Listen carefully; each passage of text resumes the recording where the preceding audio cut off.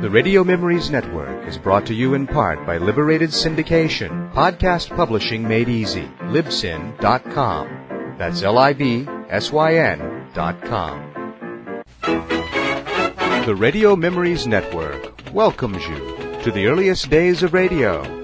All this is still ours today through the Radio Memories Network.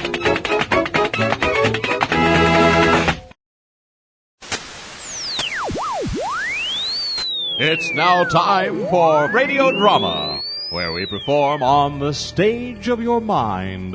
The curtains are your eyelashes, your hat our fly space.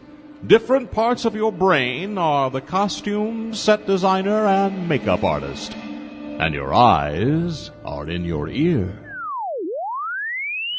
Audio plays have been broadcast since radio began. Minus 1.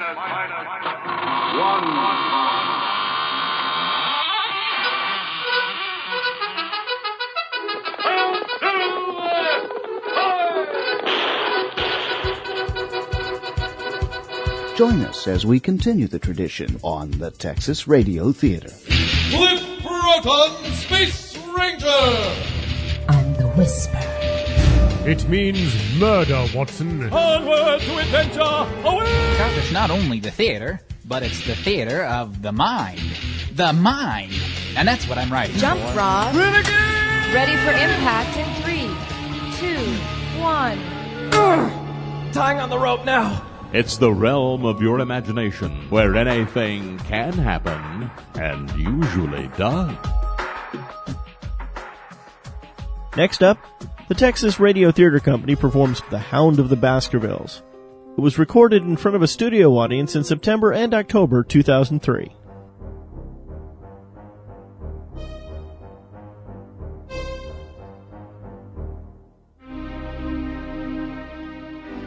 My name is Watson, Dr. Watson, friend and chronicler of the famous Mr. Sherlock Holmes. Together we uncovered diabolical plots, apprehended villains, and solved countless mysteries. But if ever I questioned my friendship with Holmes as a blessing, it was in our encounter with the Hound of the Baskervilles.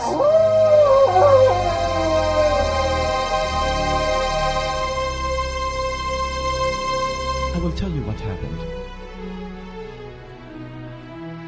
Holmes was usually up very late in the morning, except, of course, when he was up all night. One such morning in the autumn of 1889, he was seated at the breakfast table, still dressed in his dressing gown. Upon entering the room, I found and picked up a thick, bulbous-headed walking stick, which a visitor had left behind him the night before. Well, Watson, what do you make of it? Dear me, I believe you have eyes in the back of your head. I have, by looking at your reflection in my silver coffee pot. Oh, I see. Yes. So, Watson, what can you tell me of the stick's owner simply by an examination of it? Well, the inscription reads, "To James Mortimer, MRCS, from his friends of the CCH, 1884. I think that Dr. Mortimer is a successful elderly medical man. This looks like a mark of appreciation, so he must be very well esteemed." Good. Excellent. Oh. And, since the stick seems so knocked about, I should also think he practices in the country, where he does a great deal of visiting on foot. Perfectly sound. Ah, yes.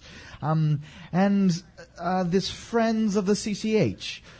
I should guess that it's something Hunt. Those who gave it to the stick as a gift. Oh, really, Watson, you excel yourself. I confess, my dear fellow, that I am very much in your debt. Oh, dear me. Holmes, that's quite a compliment. Coming from you. Allow me to have a look at it with my glass. Of course. Interesting, though elementary. As you can see, there are certainly one or two indications upon the stick, which gives us the basis for several deductions. So I hope I didn't overlook anything of consequence. I'm afraid, my dear Watson, that most of your conclusions were erroneous. But when I said that you stimulated me, I meant that in noting your fallacies, I was occasionally guided towards the truth. Oh. Well, not that you are entirely wrong in this instance. Oh, that's good to know. The man is certainly a country practitioner, and he walks a good deal. Then I was right. Only to that extent. I would suggest, for example, that a presentation to a doctor is more likely to come from a hospital than from a hunt, and that when the initials CC are placed before that hospital, the words Charing Cross very naturally suggest themselves. You may be right. Yes. And since the presentation has been made but 5 years ago, there emerges a young fellow in his 30s, amiable, absent-minded, and with a favourite dog. Something between a terrier and a mastiff. Now, Holmes, how do you know he's amiable, absent-minded, and has a dog? Well, it's been my experience that only amiable men receive such testimonials. The walking stick's presence here indicates that he was absent-minded enough to leave it yesterday. Well, true, but how about the dog? Oh, come now, Watson. Well, that's child's play. Well, surely you observed the teeth marks on the stick. See? Oh, yes. Well, pair them up, and you can see they are too broad to be a terrier, and not nearly broad enough for a mastiff. I'll just take it over to the window for more light. Oh, yes, of course. In fact, it's a curly-haired spaniel. You can't be sure. Well, I can. The dog and owner are at our doorstep right now. I saw them walk up the street. And here he is now. Come in. Ah, you have my stick. I'm so very glad. I was wondering if I'd left it here. I wouldn't lose that stick for the world. A presentation, I suspect. Yes, sir, from Charing Cross Hospital on the occasion of my marriage. Oh, dear, dear. Oh, that's bad. Bad? Why was it bad? Only that you have disarranged our little deductions. Your marriage, you say? Yes, sir. I married and so left the hospital. It was necessary to make a home of my own. Ah, so we're not far wrong after all. Dr. Mortimer, Dr. James Mortimer. I'm now in practice in Devon, at Grimpen and Dartmoor. I came to you because I am presented with a most curious and extraordinary problem. Extraordinary, you say? Yes. I have in my pocket an old manuscript. It's a family document. It was committed to my care from Sir Charles Baskerville, who died some 3 months ago in Devon. Oh, yes. I remember reading about that. Mr. Holmes, until his sudden and most tragic death, Sir Charles was my patient and also a close friend.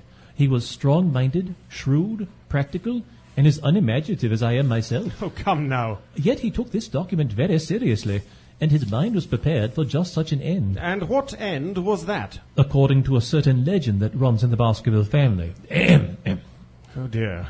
We're not planning to read that. Yes, Mr. Holmes. It tells the story of the death of Hugo Baskerville.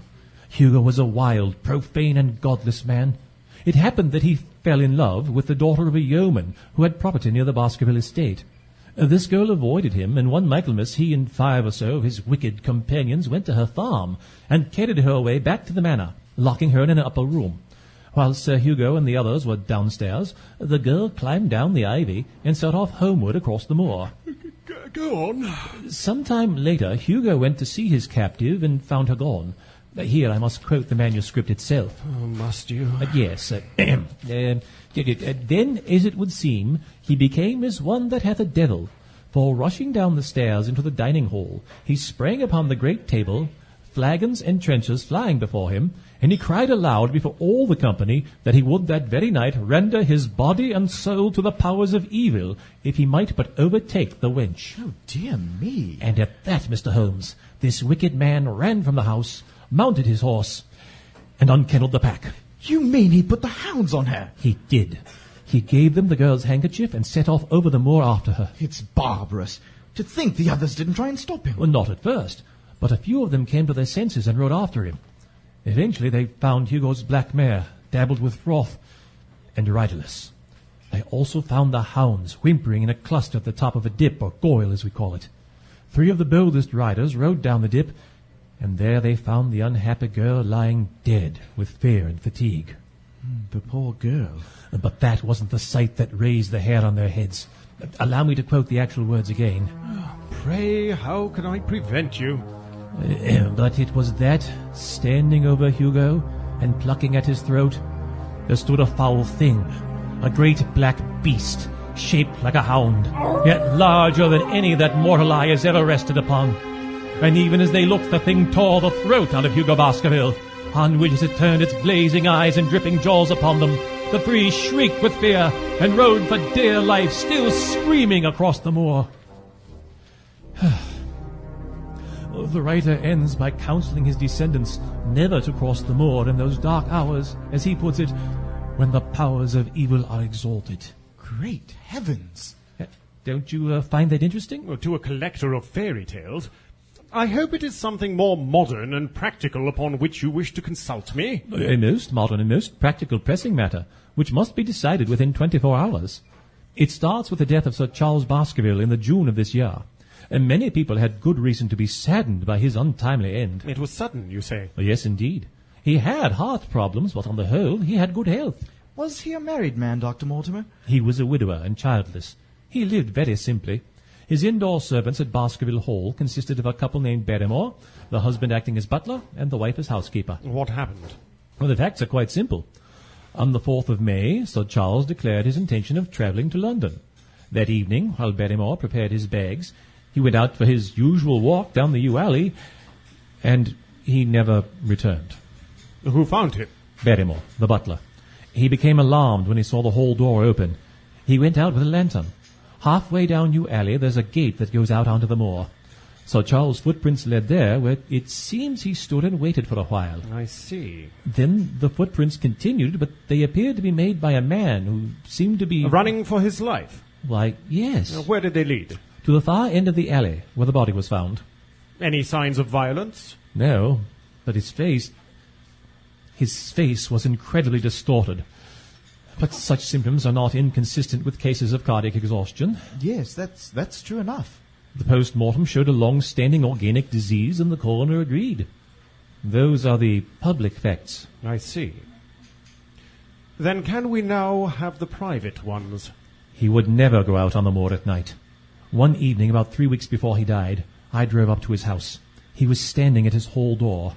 Just as I was getting out of my small carriage, I noticed his eyes fixed upon something over my shoulder. He stared with an expression of horror. He seemed so excited and alarmed that I had to go round to the very spot and have a look round. But there was nothing. I had to stay with him all the evening. That's when I suggested that he should go to London. And then at the last instant came this terrible catastrophe. How soon did you see the body? I believe I was there within the hour. I checked and corroborated all the facts which were mentioned at the inquest.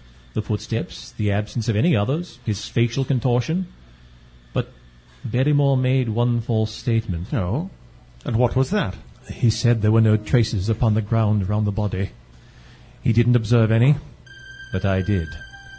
Some little distance off, but fresh and clear. Footprints? A man's or a woman's? Mr. Holmes, they were the footprints of a gigantic hound.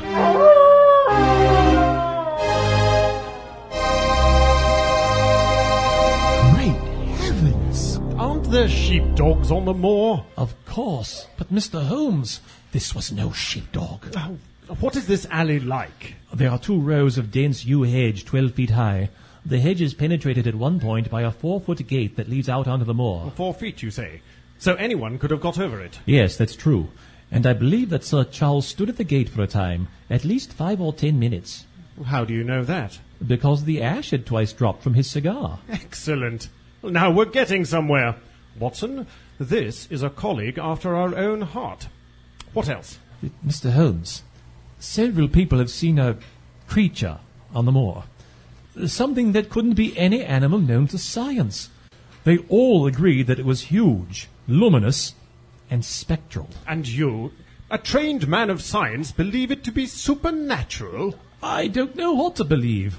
The footprints were material enough, but so was the original hound. Mr. Holmes, diabolical as it was still able to tear out a man's throat. Dr. Mortimer, by way of explanation, you tell me it's useless to investigate Sir Charles's death. Why have you come to consult me? I haven't come to ask you about Sir Charles, but about Sir Henry Baskerville. Sir Henry? Is he the heir? Yes, he's Sir Charles' nephew, the son of his younger brother. We found him farming in Canada. So he's due to arrive in London? I believe he arrives at Waterloo in just under an hour and a quarter. There is no other claimant, I presume? None. The only other kinsman whom we have been able to trace was Roger Baskerville, the youngest brother of poor Sir Charles. He was the black sheep of the family. They say he was the very image of the infamous Sir Hugo. He moved to Central America and died of yellow fever.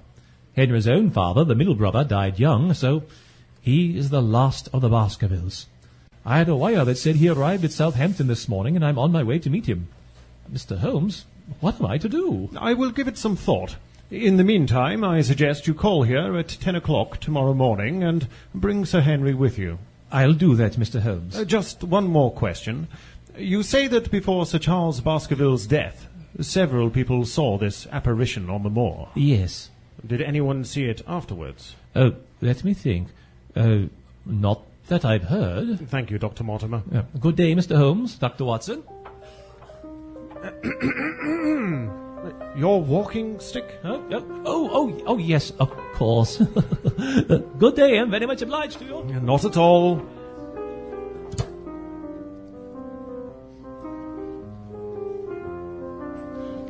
The next morning our clients were punctual. As the clock struck 10, Dr. Mortimer was shown up, followed by the young baronet. He was a man of about 30, sturdily built with a weather-beaten appearance of one who had spent most of his time in the open air. This is Sir Henry Baskerville. Good morning. You know, the strange thing is, if my friend hadn't proposed coming round to meet you this morning, I would have come on my own. And why is that? Nothing of much importance, Mr. Holmes, only a joke in the form of this letter, which reached me this morning. It's addressed Sir Henry Baskerville, Northumberland Hotel, postmarked Charing Cross, the date of the preceding evening. Who knew you were going to stay there? Well, no one could have known. We only decided after I met Dr. Mortimer. But Dr. Mortimer was already staying there. No, I've been staying with a friend. I see. Well, somebody seems to be deeply interested in your movements. May I read the letter? Please do. As you'll see, it's only a single sentence. It seems to be made up of printed words cut out and pasted onto a half sheet of paper.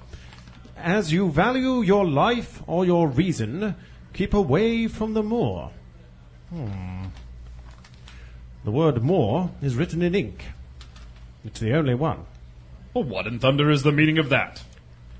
No watermarks. Now tell me, Sir Henry, has anything of interest happened to you since you've been in London? Well, no, I don't think so. Unless you think it's worth reporting that I've lost one of my boots. One boot? Have you indeed?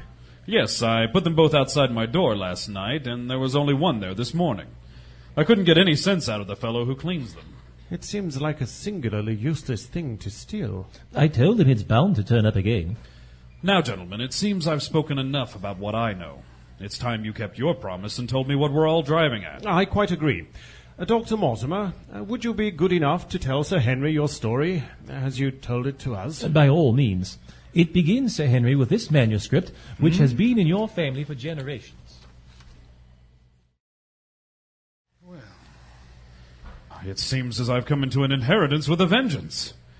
Of course, I've heard stories of the Hound since I was in the nursery, but I never thought of taking it seriously. As for my uncle's death, it's all still boiling up in my head, and I can't seem to get it clear yet. Understandable. The point we have to decide now is if it's advisable for you to go to Baskerville Hall, since there's evidence of danger. You mean danger from the family fiend, or danger from human beings? Now that's what we have to find out. Well, whatever it is, my answer's fixed. There is no devil in hell, Mr. Holmes, and there's no man on earth who can stop me from going to the home of my people. And you can take that as my final answer. Bravo! Now look, Mr. Holmes, I'd rather like a quiet hour to myself to think about all this. Of course. I'll go back to my hotel. Why don't you and Watson come lunch with us around, say, 2 o'clock? Why, thank you. Is that convenient for you, Watson? Oh, why, yes. Oh, then you may expect us. Shall we call a cab for you? No, I prefer to walk. If you'll join me, Dr. Mortimer. With pleasure, sir. Well, then, we'll meet again at 2. Good morning, gentlemen. Good morning. Well, he seems like a good enough chap. Your hat and boots, Watson, quick. Not a moment to lose. Watch at the window to see which way they go while I get my frock coat. Have you changed your mind? Shall I run them down and stop them? Oh, not for the world, my dear Watson. Oh, you want to follow them? Well, of course. Isn't it clear there are people who wish to do Sir Henry harm? We must shadow them and see what happens.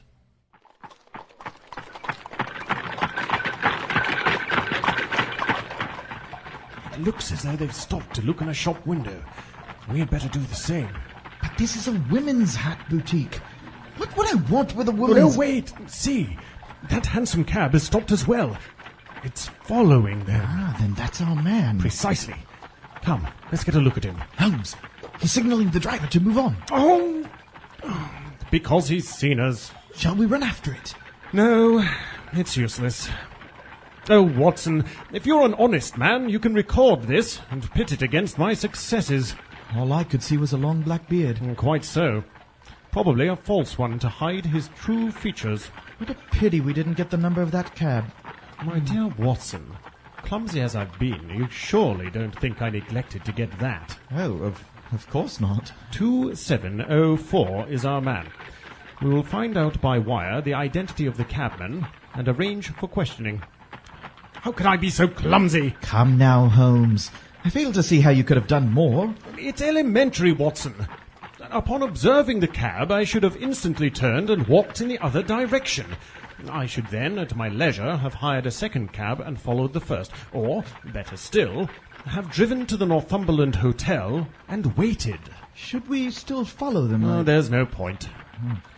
Come now, Watson. We'll go to the nearest telegraph office, and then we'll drop into one of the Bond Street picture galleries and fill in the time until we're due at the hotel.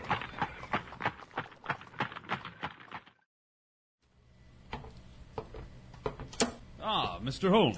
Good afternoon, Sir Henry. Are you aware you were followed once you left my rooms this morning? Oh, by whom?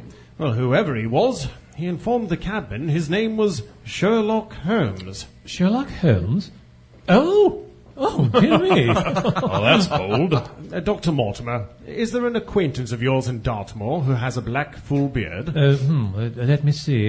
Yes, Baronor Sir Charles Butler. He has just such a beard. Tell me about this Barrymore. His family's looked after the Hall for 4 generations now. Sir Henry, did Barrymore profit by Sir Charles's will at all?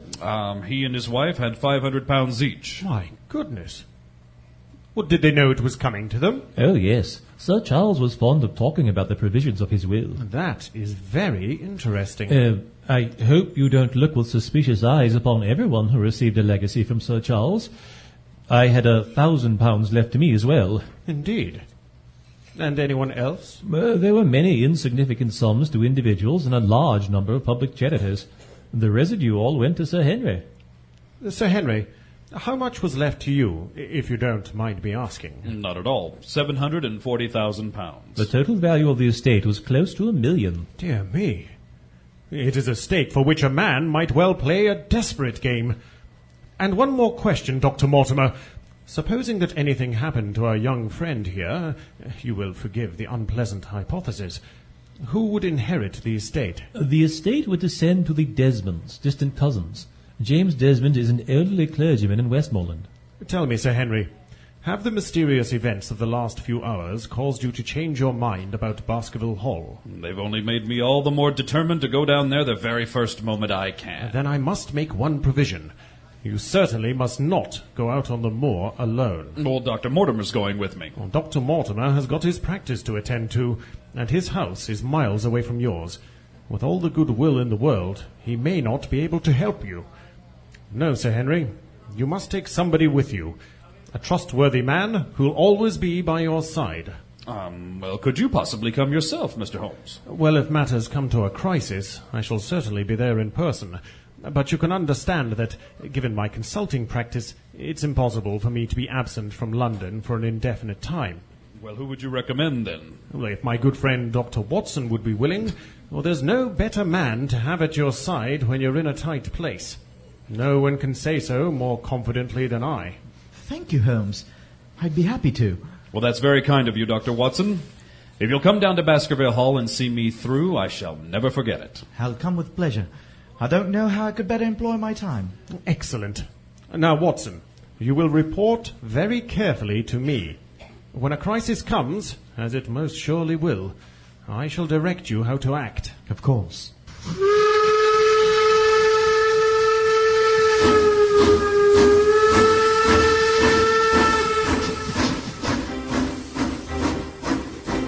The journey was a swift and pleasant one. I spent it getting acquainted with my 2 companions. In a very few hours, the city gave itself up to lush grasses and more luxuriant vegetation. Over the green squares of the field there rose a grey, melancholy hill, with a strange, jagged summit, dim and vague in the distance, like some fantastic landscape in a dream. There you are, Sir Henry. There's your first view of the moor. Dartmoor is incredible. This is your homecoming. Yes, but it's more than that. This is where the men of my blood have lived for centuries. And up there is something that has haunted them and driven them to their deaths. I know one thing, gentlemen. Whatever it is that lurks up there, whether it's man or fiend, it's not driving me away. I'm going to face it and beat it.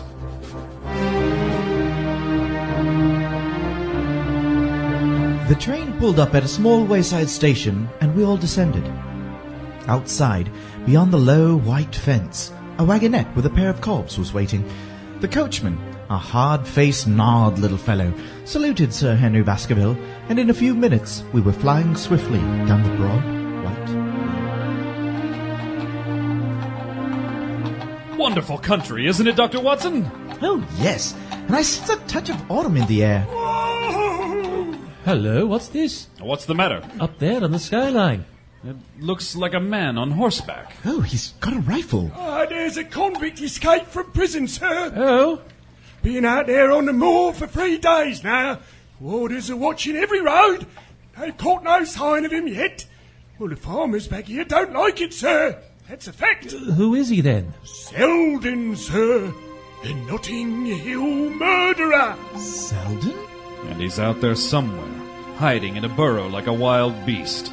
It's all this moor needs, gentlemen. I don't know if it's my imagination, but it's getting mighty cold.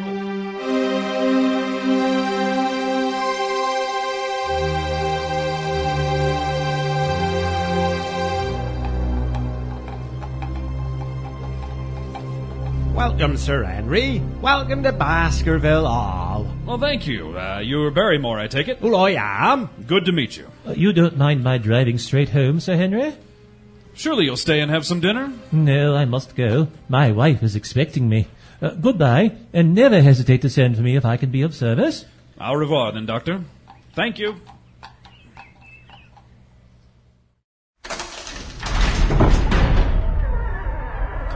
It's just as I imagined it, Doctor. Rafters, oak panelings, stags' heads, coats of arms, and musty stone, waxed wood, and smoke from the great fireplaces. Is it not the very picture of an old family home? To think that this should be the same hall in which for 500 years my people have lived. Excuse me, Sir Henry. Oh, yes, Barrymore. My wife and I would be happy to stay with you until you've made arrangements. Arrangements? You mean you both want to leave? Well, only when it's quite convenient for you, sir. Well, I'm sorry that I'll be starting my life here by breaking an old family connection. Oh, I feel that too, sir. And so does my wife. Well, then what's the trouble? Well, to tell the truth, sir, we were both very much attached to Sir Charles, and his death gave us a shock. Made these surroundings very painful to us. Well, I'm afraid we can never be easy in our minds at Baskerville Hall again. Well, then what do you plan to do? Well, I believe we shall be successful in establishing ourselves in some business. Well, Sir Charles's generosity has given us the means to do it. I see. Oh, and now, sir, perhaps I'd better show you to your room.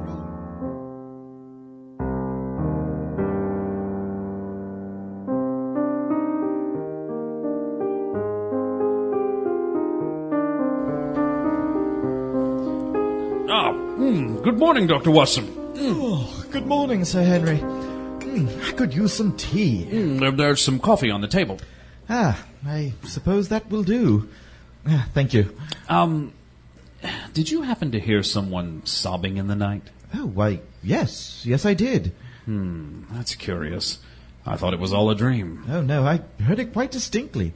A woman sobbing. Good morning, gentlemen. Oh, Barrymore, very good breakfast. Tell me, we both thought we heard a woman crying in the night. Do you know anything about it? Oh, no, Sir Henry. Well, there's only 2 women here at night. The one is the scullery maid, who sleeps in the other wing, and the other is my wife. And I can assure you the sound could not have come from her. Can I bring you more coffee, sir? Oh, no, thank you. Very good, Sir Henry. I don't believe him. And why not? I passed Mrs. Barrymore on the way downstairs. Her eyes were red and swollen. It must have been her. Do you think he was in that cab following me on Regent Street? We'll soon find out. Oh, how? When we left you two at lunch, Holmes sent a telegram here with strict instructions that it was to be delivered personally to Barrymore or returned. I thought I'd walk over to the Grimpen post office and have a word with the postmaster. It'll give me something to report to Holmes.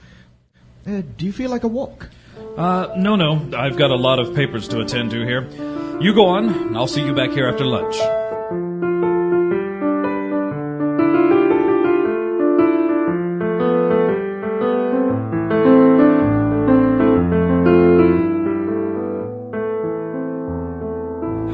Let me think about it. Telegram. Yes, certainly, sir. I had the telegram delivered to Mr. Barrymore exactly as directed. Who delivered it? Well, my boy here. James, you delivered that telegram to Mr. Barrymore at the Hall last week, did you not? Yes, Father, I delivered it. Into his own hands? Well, he was up in the loft at the time, so I gave it to Mrs. Barrymore and she promised to deliver it at once. Did you see Mr. Barrymore? No, sir. His wife said he was in the loft. Well, didn't he get the telegram? I should think if there's any mistake, it's for Mr. Barrymore himself to complain. Of course. Good day, then. Good day to you, sir. Another dead end. Excuse me. Hello? Are you Dr. Watson? Oh, yes, I don't think I've had the pleasure. Please excuse my presumption, Dr. Watson. Here on the moor, we are homely folk and don't wait for formal introductions. You may possibly have heard my name from our mutual friend Mortimer. I am Stapleton of Merriford House. Oh, Stapleton. How do you do, sir? I hope Sir Henry is none the worse for his journey. Oh, he is very well, thank you. We are rather afraid that the new baronet might refuse to live here. It's asking much of a wealthy man to come down and bury himself in a place of this kind, but it means a very great deal to the countryside. Sir Henry has, I suppose, no superstitious fears in the matter? Oh, I don't think that's likely. Good. Now, are you on your way back to Baskerville Hall? That was my intention. Then our roads lie together. That's he just over there. Under that plume of smoke? Yes, that's where I live, the Merriford House. Oh. It's only a moderate walk along this moor path. Perhaps you'll spare an hour that I may have the pleasure of introducing you to my sister. I shall be delighted. Come along, then.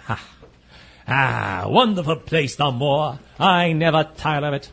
To think what infinite secrets it contains. You see, I've been here 2 years. The residents call me a newcomer. We came shortly after Sir Charles settled.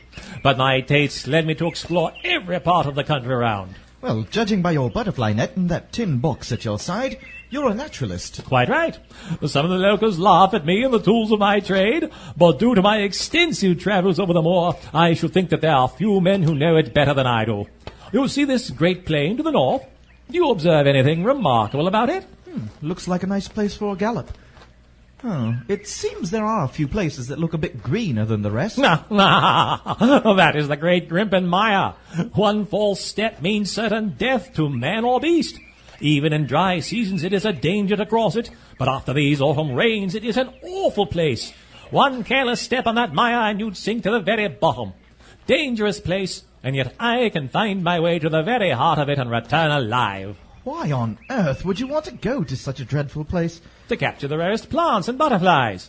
It's like a completely isolated island. You say you know the way there? Yeah, there are 1 or 2 paths an active man could follow. I shall try them someday. For heaven's sake, you should put such a foolish idea out of your mind. You wouldn't make it out alive.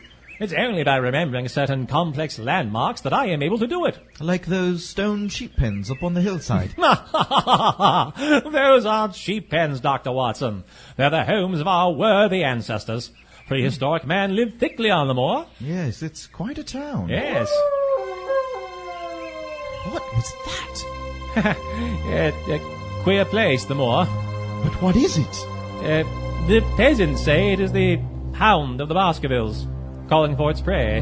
Now, you are an educated man. You don't believe such nonsense as that. Bogs make queer noises sometimes. It's the mud settling, or the water rising, or something. It's the weirdest sound I've ever heard. Ghastly. Oh, excuse me an instant. It is surely Cyclopides. What? A very rare butterfly headed right for the mire. I must catch this one. But, sir... Oh, never mind. I suppose he knows what he's doing. Go back. Go straight back. My word! Madam, you surprised me. Why should I? I can't explain, but for heaven's sake, do as I ask you. Go back and never set foot on the moor again. But I've only just arrived. Oh, quiet. My brother's coming back. Not a word of what I've said. Yes, we are very rich in orchids on the moor, though you're rather late to see most of the beauties of the place. I suppose I am. That all? You have introduced yourselves, I see? I was telling Sir Henry that he's arrived rather late to take in the full beauty of the moor. That's not Sir Henry. Oh, no, madam. I'm only his friend, Dr. Watson. Then we've been talking at cross purposes. You certainly didn't have much time for talk. I meant I talked to Dr. Watson as if he were a resident instead of being merely a visitor. But never mind all that. Dr. Watson, will you come see Merripit House? I'd be glad to, but only a short visit, as I promised Sir Henry I'd return very soon. Good enough. The path is this way.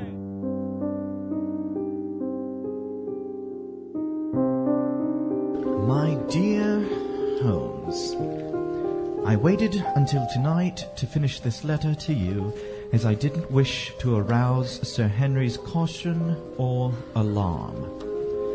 I told him about when I first met the Stapletons, but not about Beryl's strange warning when she thought I was Sir Henry. At Merripit House, I learned that Stapleton had been a schoolmaster in the north. The work was very dear to him. When 3 of the boys died from a strange epidemic, he never recovered from the blow. I concluded my visit with a promise to look over his specimens at a future date, and made my way back towards Baskerville Hall. Prior to reaching the main road, I was met once again by Beryl. She had run and cut me off to apologize for her mistake, and to tell me to think no more on what she had said. I attempted to question her further, but it was useless. Returning to the hall, I found Sir Henry in excellent spirits. Since then, Sir Henry has met most of his new neighbours, as well as the Stapletons. In fact, today Mr. Stapleton and his handsome sister are joining us for luncheon with Dr. Mortimer. Unfortunately, this may present a further complication, as if we had not enough. Sir Henry has shown a rather obvious attraction for Beryl, which seems to unnecessarily upset Stapleton. Otherwise, nothing more of consequence. As I write these words, it's nearly... 2 o'clock in the morning. Who's that? Sir Henry. Anything wrong? I'm not sure. There was a creaking in the passage outside. I saw a candle in a shadow. Oh, well, let's go see. Yes.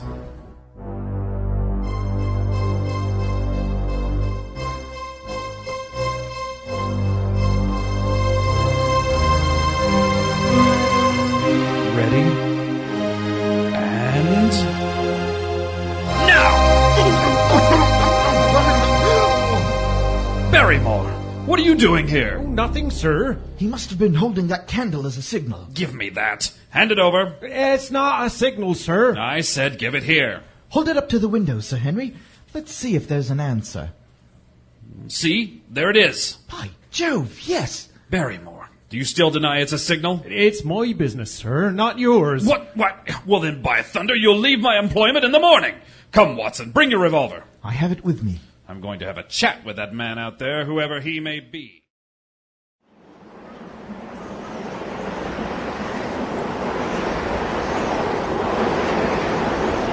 This is terrific wind, Watson! Yes, quite. Now where do you think that light came from? By that group of Neolithic rock circles over there. All right. Good heavens, what was that? I don't know, but I've heard it once before. It's a sound they hear on the moor. Watson, it was the cry of a hound. The Hound of the Baskervilles.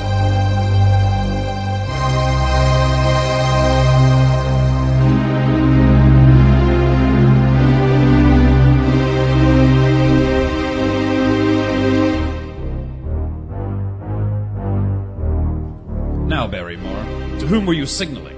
Dr. Watson and I went out onto the moor and we found remnants of food, clothing, and shelter. Clothing that bears my markings. Who left them there? Oh, don't ask me, Sir Henry. Oh, please don't ask. I give you my word. It's not my secret. By thunder, Barrymore, aren't you ashamed of yourself? Your family has lived under this roof with mine for over 100 years. And here I find you deep in some plot against me. No.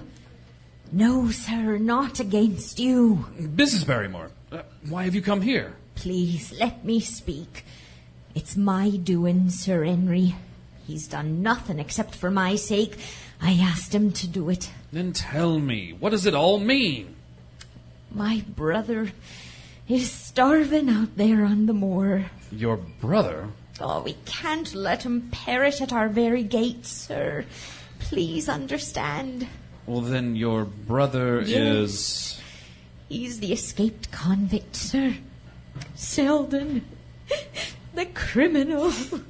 There, my dear. Is this true, Barrymore? Yes, sir. Every word of it. I see. Well, I can't blame you for standing by your wife.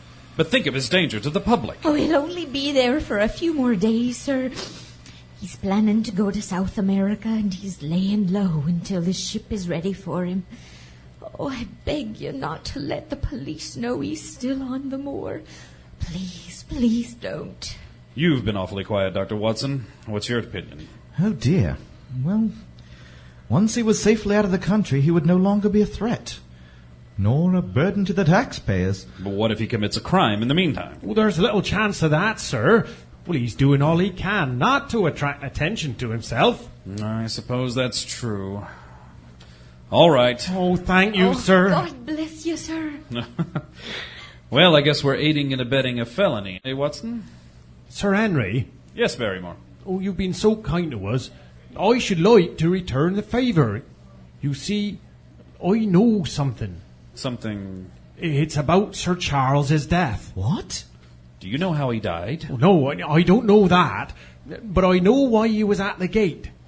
He was to meet a woman. Well, I don't know her name, sir, but I know her initials were L.L. How do you know that? Well, your uncle had a letter that morning from Coombe Tracy. Oh, and it were addressed in a woman's hand. Well, I thought no more of the matter. Until the other day, when my wife were cleaning out Sir Charles's study, and she found the ashes of a letter in the back of the grate. Well, most of it were charred to pieces, but there were one slip you could still read. What did it say? It said, "Please, please, as you are a gentleman, burn this letter and be at the gate by 10 o'clock. Beneath it were signed the initials L.L. I hope that helps you find what truly happened to your uncle. And pardon me if I say this, our friend." Well, very good, Barrymore. You and your wife may go. Thank you, sirs. Hello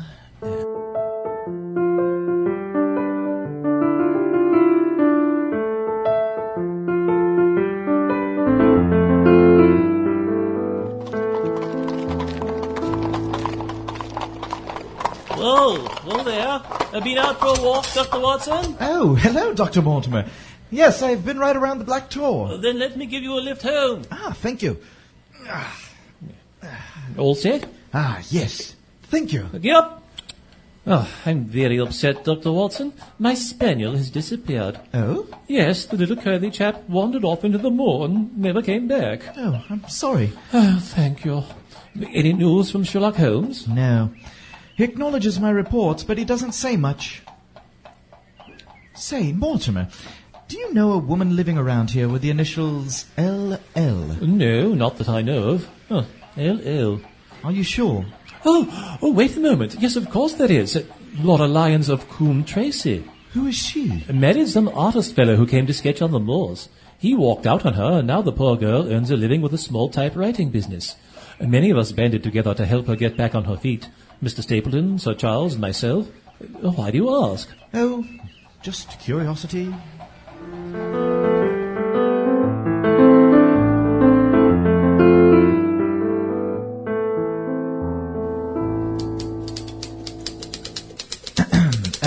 Mrs. Lyons? I don't believe we've met. Mr... Dr. Watson. How do you do? It was about the late Sir Charles Baskerville that I came to see you. What can I tell you about him? You knew him, didn't you? Yes, I owe a great deal to his kindness. Did you ever correspond with him? Yes, I did write once or twice to Sir Charles to acknowledge his generosity. How did he know enough about your affairs to help you? Through my friend Mr. Stapleton. Did you ever write to Sir Charles asking him to meet you? Really, sir? Certainly not. Not on the very day of Sir Charles's death? No. Surely your memory deceives you. Didn't you write, "Please, please burn this letter and meet me at the gate by 10 o'clock"? Yes. Oh, why didn't he? I assure you, he did burn the letter, Mrs. Lyons. I quoted only what was rescued from the ashes. What happened when you got there? Well, I never went. Something intervened to prevent my going. What? You may have heard. I made bad decisions. I had a chance to put my life back together, and I hoped that I could appeal to Sir Charles personally in order to ask for the last of what I needed to start this business. So you didn't get the money from Sir Charles? Oh, no, at the last minute I received the funding from another source. Why didn't you notify Sir Charles? Well, I was going to write him a letter, but the next morning, I heard he died.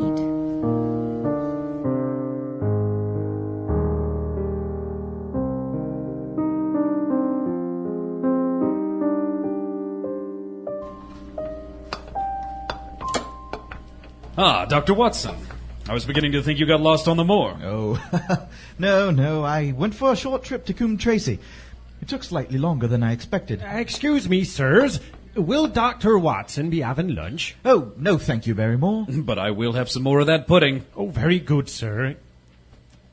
I beg your pardon, sir, but I wanted to wait until Dr. Watson returned.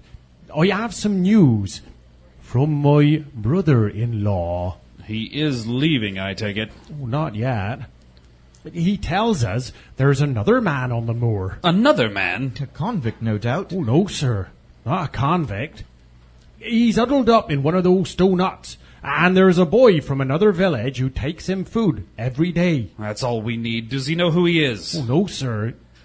He doesn't like it, and neither do we. Waiting for something he is. No good. He's up to no good, that's for sure. Dr. Watson, who could it be? Maybe it's the same fellow who was following you around in London. Could be. I'll send a message to Holmes by telegraph, and then go out onto the moor and investigate. Oh, let me go with you. I can't permit it. Holmes was very clear in his last message. You are to stay off the moor, especially at night, and it will certainly be dark by the time I get there. But Watson, what if you're... Don't worry. I'll take my revolver. If you're sure. Do you realize this man could be the key to the whole thing? Yes. He may have slipped from our grasp in London, but he won't do it up there. Ha! Who knows? For once, I may succeed where even Holmes has failed.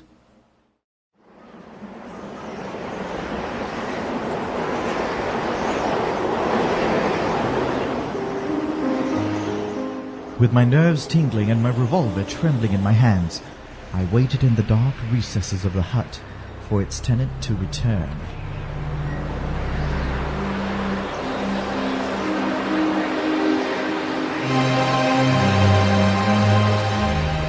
Then I heard it. At last. Be so good as to lower your gun, Watson. My word! It's a lovely evening. I believe you'd be more comfortable outside the hut. Holmes!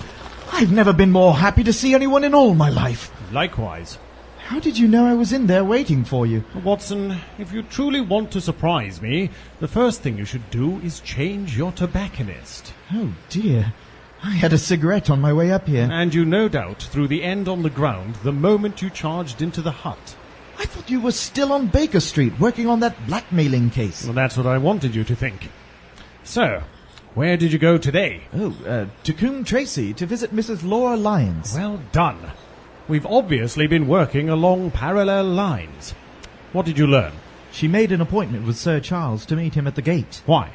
She wanted money to help her divorce and to start her business. But she never went. Something happened to make her change her mind, but she didn't tell me exactly what. She also said that she first got in touch with Sir Charles through Stapleton. Stapleton? Oh, now that's important. It bridges the gap. You're aware there's a close intimacy between the lady and Stapleton? No, I had no idea. Well, there's no doubt about it. And this puts a powerful weapon in our hands. If I can only use it to detach Stapleton's wife. Wife? Stapleton's married? Yes. The lady who passes for his sister is his wife. Good heavens! Why the elaborate deception? Because he foresaw that she'd be more used to him if she were to appear as a free woman. Was he the man following Sir Henry in London? Well, that's how I read the riddle. Stapleton. So the warning letter. It may have come from Beryl. Precisely. But Holmes, how on earth do you know this woman is his wife? Elementary, Watson. Because when he first met you, he forgot himself enough to give you a true piece of autobiography. Really? What was that? There's no one easier to trace than a schoolmaster. I see. Then what's Stapleton after? Murder, Watson. Refined, cold-blooded, calculated murder. What was that? The Hound. Yes, Watson, the Hound is quite real. That last one! That was a cry of a man! Hurry! The sounds came from this direction. There it is again. The Hound. Did you hear that? He's beaten us, Watson. Surely not. Oh, fool that I was to hold my hand. And you, Watson, see what comes of abandoning your charge. But by heaven, if the worst has happened, we'll avenge him. Hurry!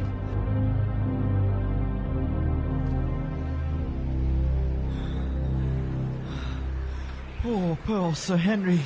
That's the very suit he wore when we met us in London. Do you remember, Watson? Looks like he fell at least 20 feet from that cliff. From here his skull looks crushed. The brute. Holmes, I shall never forgive myself. I'm more to blame than you, Watson. How could I know he'd risk his life on the moor, after all the warnings I'd given him? Then we should have heard his screams. By thunder, those screams! And yet unable to save him. Where is that hound that drove him to this? He could be lurking in the rocks among there. Where's Stapleton? He shall answer for this. He certainly shall. I'll personally see to that. His cottage is south of here. You can see the lights on in his window. Shall we visit him at once? No, our case is not complete. The fellow is wary and cunning to the last degree. If we make one false move, the villain may escape us yet. Of course. What can we do? There will be plenty for us to do tomorrow. Tonight, we can only perform the last offices to our poor friend. Help me turn him over. All right. We can't possibly drag him back to town ourselves. Holmes, are you all right? Perhaps the shock has been too great for you. Here, sit down and loosen your collar. No, Watson, look!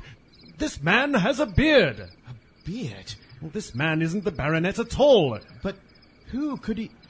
Why, it's my neighbour. Oh. The convict. But he's wearing Sir Henry's clothing. And his boots. Well, think about it, Watson. What did you tell me in a recent letter about the Barrymores? Of course. Barrymore must have passed Sir Henry's old suits on to Selden. And then the clothes have been the poor fellow's death. How so? Well, by their scent. It is clear enough that the Hound has been laid on from some article of Sir Henry's. Perhaps the boots stolen at the hotel. Probably. Someone's coming. Why, it's Stapleton himself. By all that's wonderful and audacious. Not a word to show your suspicions. Not a word, or our plans crumble to the ground. Hi, Dr. Watson. Is that you? Oh, dear, what's this somebody had? No, don't tell me it's our friend Sir Henry. What a devil... One moment. He's not Sir Henry. Who is he? Selden. The man who escaped from Princetown. Dear me. But how? Well, he appears to have broken his neck by running off that small cliff. My friend and I were strolling out on the moor when we heard a cry. So did I. That's what brought me out. I was uneasy about Sir Henry. Why Sir Henry in particular? Because I suggested that he should come over tonight. I see. What's your theory about his death, Mr. Holmes? You're quick at identification. You've been expected since Dr. Watson arrived. I shall take this unpleasant remembrance with me back to London tomorrow. Oh, you return tomorrow? That is my intention. And I must return to my sister. Good night, Mr. Holmes. Goodbye, sir. Good night, Dr. Watson. What nerve that fellow has. We're at close grips at last. Sorry he's seen you. So was I at first, but there was no getting out of it. How will it affect him, do you think? It may make him more cautious, or it may drive him to desperate measures. Like most clever criminals, he may become too confident and imagine he's completely deceived us. So, will you come to the Hall? Yes. I see no reason for further concealment. But one last word, Watson. Say nothing of the Hound to Sir Henry. Let him think that Selden's death was an accident.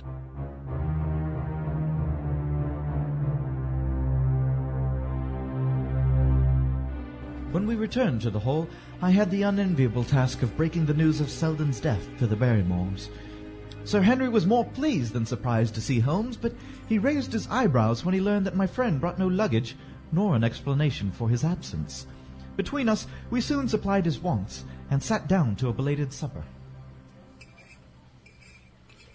By the way, Sir Henry, I don't suppose you appreciate that we've been mourning over you as having broken your neck. How's that? Well, this poor wretch was dressed in your clothes. I fear your servant who gave them to him may get into trouble with the police. Now, that is unlikely. There's no mark on any of them as far as I know. Oh, that's lucky for him. How about the case? If you can muzzle that hound and put him on a chain, I'll be ready to swear you the greatest detective of all time. I think I can do it, if you give me your help. I'll do whatever you tell me. Very good. I shall ask you to do it blindly, with no question. Of course. Good. Now, this... Interesting. What's the matter, Holmes? Excuse the admiration of a connoisseur, but I couldn't help but notice your family's portraits. They are all of your family, correct? Every one. Barrymore's been coaching me on who they are. Good, good. Now, who's the gentleman with the black velvet and lace? You have a right to know about him. That is the cause of all this mischief, the wicked Hugo, who started the Hound of the Baskervilles. We're not likely to forget him. I see. He seems such a meek, mild-mannered man.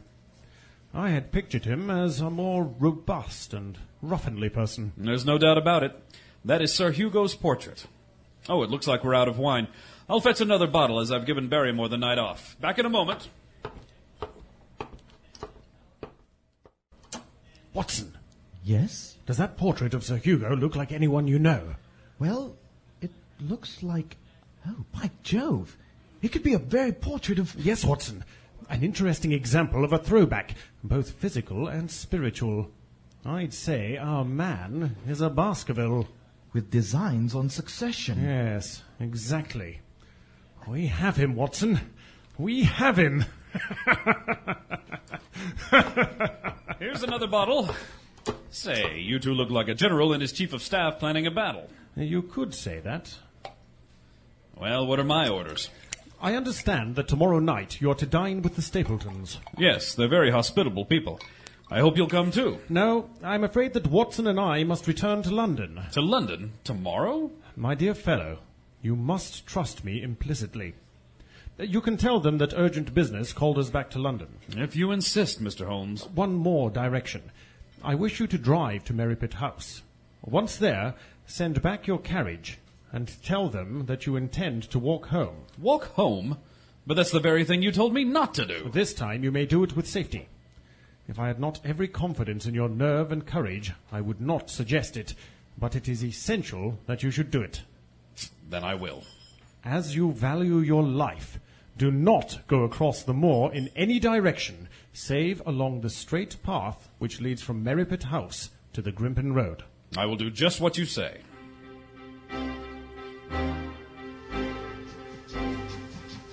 The next morning we went to the train station at Coombe Tracy.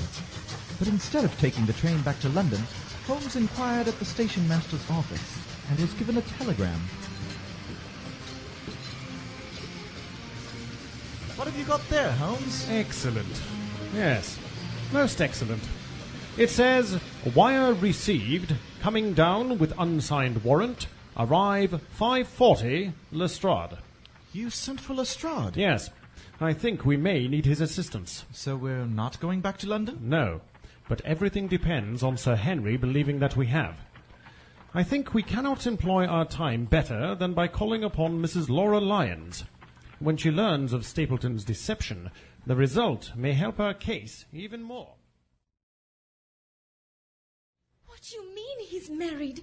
He lives with his sister. No, she's his wife. Prove it to me. Prove it to me, and if you can, do so. I have come prepared to do so. Now, here is a photograph of the couple taken in York 4 years ago. It isn't. It's endorsed Mr. and Mrs. Vandeleur. But don't you recognize him? And her also. Mr. Holmes, this man offered me marriage on condition that I could get a divorce from my husband. He has lied to me in every conceivable way. Ask me what you like. The sending of the letter was suggested to you by Stapleton? Yes, he dictated it. I presume that the reason he gave was that you would receive help from Sir Charles for the legal expenses connected with your divorce. Exactly. And then after you sent the letter, he dissuaded you from keeping the appointment? He told me that it would hurt his self-respect that any other man should provide the money for such a goal. And then you heard nothing until you read the reports of the death in the paper? Well, that's correct. He made me swear to say nothing about my appointment with Sir Charles. Did he? He said that the death was a very mysterious one, and that if I spoke out, I should certainly be suspected of murder. I think that on the whole, you've had a very fortunate escape.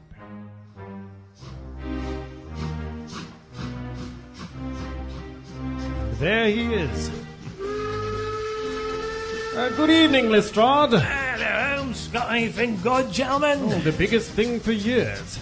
But we'll start by getting some dinner. Ah, suits me. And then, Lestrade, we'll take the London fog out of your throat by giving you a breath of the pure night air of Dartmoor. Never been to Dartmoor. No, it may be unforgettable.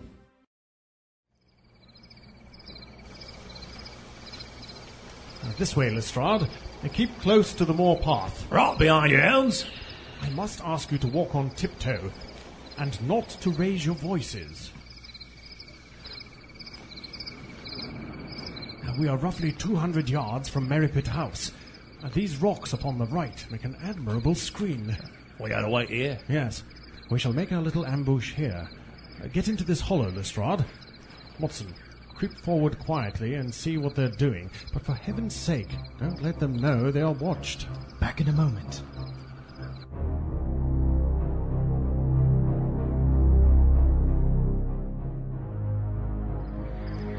Well, Watson? Only 2 men in the room, Sir Henry and Stapleton.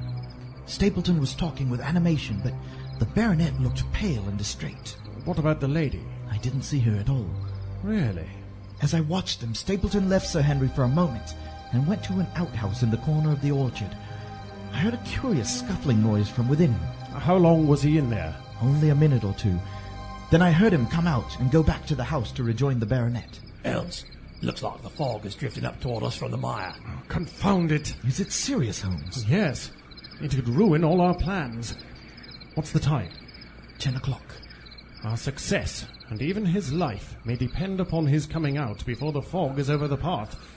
If he isn't out soon, the path will be covered, and we won't be able to see our hands in front of us. Why doesn't he leave?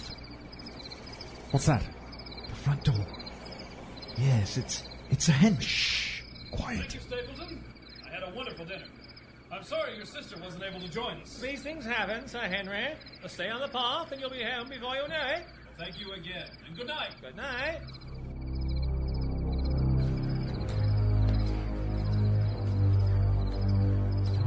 Here he comes.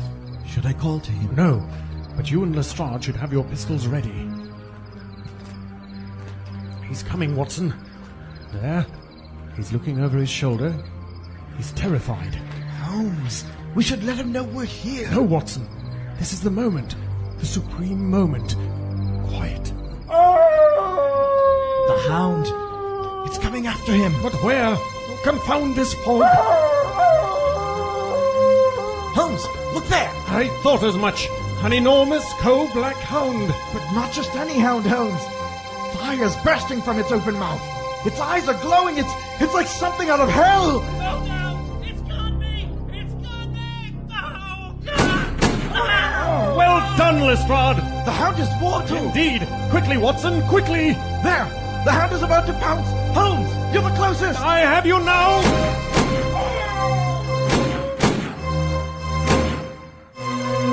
I'll finish him off. Oh, no need, Holmes. It's dead. Watson, see to Sir Henry.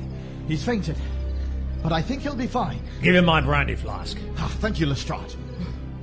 Oh, my God. What was it? What in heaven's name was it? It's dead. Tonight, we've laid to rest the family ghost once and forever. Look at the size of it. But it glows. Even now, the mouth is on fire. Look at the eyes. Oh, yes. Don't touch it, Watson.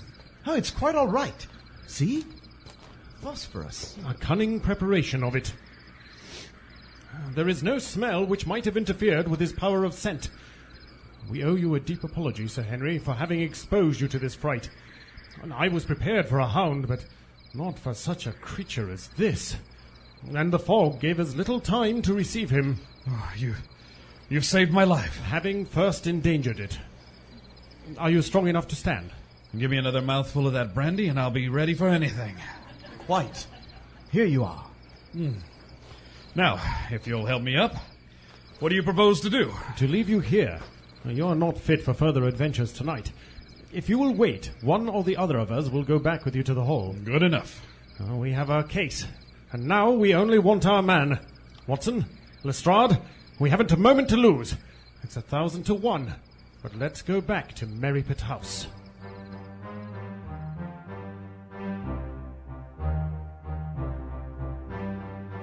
Just as I suspected. The front door is wide open. Our shots warned him. He's probably out on the moor. Listen. What's that? Stomping or banging coming from inside the house. Come on. It's behind this door. Stand back. I'll kick it in. Why, it's Mrs. Stapleton. Quick, help me loosen the ropes and remove the gag. The brute. My brandy bottle again, Holmes. Of course. Thank you. Put her in the chair before she faints completely. Holmes, she's coming round. Is he safe? Has he escaped? He cannot escape us, madam. No, I didn't mean my husband. Sir Henry, is he safe? Yes. And the hound? It is dead. Oh, thank God. Thank God. Oh, you see how he has treated me. And these are just the bruises on my arms. Ghastly. These are nothing compared to my mind and soul. Tortured, defiled. But I could endure it all as long as I could cling to the hope that I had his love. But now I know differently. Then help us. Tell us where we shall find him. If you have ever aided him in evil, help us now, and so atone. There's only one place he would have fled. There's an old tin mine on an island in the heart of the mire. It was there that he kept his hound, and there also he had made preparations so that he might have a refuge. Look out there. The fog. Like white wool upon the window. See? No one could find his way into the Grimpen mire tonight. He may find his way in, but never out. How can he see the wands guiding him tonight? We planted them together, he and I, to mark the pathway through the mire. Lestrade, you stay here with Beryl. Right, Holmes. Watson and I will take Sir Henry back to Baskerville Hall. The next morning, Mrs. Stapleton guided Holmes, Lestrade, and myself to the edge of the bog. We left her standing upon a thin peninsula of firm, peaty soil, which tapered out into the widespread bog. From the end of it, a small wand planted here and there showed where the safe path zigzagged among those green, scummed pits and foul quagmires. It gripped our heels as we walked, as if some malignant hand was tugging us down. Almost there. How are we doing, Lestrade? I'll be glad when we're on dry land again. I must agree with you. Hello? What's that? What's what? Something jet black, sticking out of the muddy bog, just 3 feet from the path. Oh, you don't know if it's actually going to be... It's not. But I've got it. Holmes, give me your hand before you sink. Take this first. Got it, Holmes. Now give us your hand. Oh, you're slippery. Come on. Grab a sleeve. Let's go. Hello there. Goodness. Well, I must say, I don't think I could have gotten out of there without your help. Don't mention it. What do you find, Holmes? A boot. Oh. You've risked your life for an old boot. Well, not just any boot, Watson. Look at the label. There. Myers. Toronto. Yes. It was certainly worth a mud bath. It's our friend Sir Henry's missing boot. That man Stapleton must have thrown it in his flight. Exactly. He retained it in his hand after using it to set the Hound upon the track. He fled when he knew the game was up, still clutching it. And it was here that he hurled it away. Well, we know at least that he came so far in safety. Let's see what else we can learn.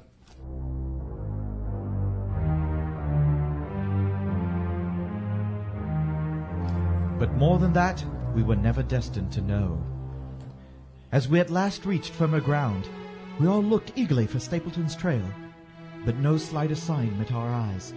We eventually found the island where he kept the Hound. We found tins of luminescent paint. We found many gnawed bones, and even the remains of Dr. Mortimer's spaniel. Put another log on the fire, will you, Watson? Of course. What an adventure, eh, Mr. Holmes? Yes, it was, Sir Henry. There's one thing that puzzles me. Nobody seemed to notice that Stapleton looked exactly like Sir Hugo. Until you did, that is. Yes, and he was, in fact, a Baskerville by blood. The very son of Roger Baskerville. My cousin. I would have shared it with him gladly. He probably never thought of that. And he never thought of the questions that would be raised if he suddenly turned up to claim his inheritance after living under an assumed name for so long. Of course. Each detail was carefully planned, every conceivable event, save for how to achieve his goal. Well, that flaw of logic, gentlemen, was why this case was so difficult. His ultimate plan was doomed. Thank goodness. Somewhere, in the heart of that great Grimpen mire, down in the foul slime of the huge morass which had sucked him in, that cold and cruel-hearted man is forever buried. Oh. I'm for a change of subject. Oh, dear. I got carried away for a moment, didn't I? Yes, I agree. Sir Henry, tell me again about this world cruise you plan to take. If you go to Japan, there's a place I simply must recommend.